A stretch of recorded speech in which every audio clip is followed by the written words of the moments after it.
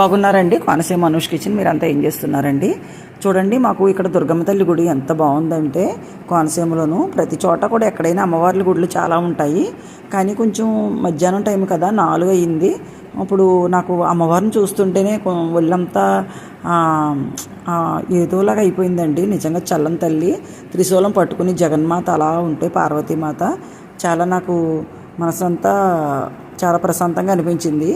కానీ అమ్మవారిని వీడియో తీయడం నాకు అంత ఏమో, తీయకూడదేమో అన్న ఫీలింగ్ వచ్చేసిందండి నాకు. అందుకని వీడియో మీకు చూపించలేదు అమ్మవారిని. నేనైతే ఒకవేళ పంతులు గారు ఉంటే వీడియో తీసుకోమని అంటారేమో.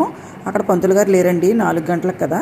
అందుకని నేనే మామూలుగా అమ్మవారిని దర్శనం చేసుకుని బయట పార్వతీ పరమేశ్వరులు చూడండి, విఘ్నేశ్వరుడు, కుమారస్వామి దర్శనం చేసుకున్నానండి.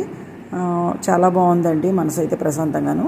కోనసీమలో ఉన్న ప్రతి గుడిలో కూడా, ప్రతి చోట కూడా నేను ఎక్కడికి వెళ్ళినా సరే మీకు వీడియోలు షేర్ చేస్తుంటానండి మీకు ఎప్పుడు కూడాను. బయట పంచముఖ ఆంజనేయ స్వామి కూడా ఉన్నారండి ఇక్కడ.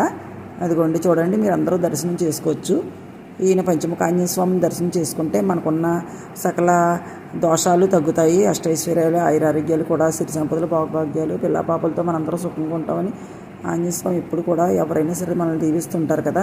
అందుకని ఇక్కడ పంచముఖ ఆంజనేయ స్వామి వీడియో షేర్ చేస్తున్నాను. వీడియో మీకు నచ్చట్లయితే లైక్ చేయండి, షేర్ చేయండి, సబ్స్క్రైబ్ చేయండి.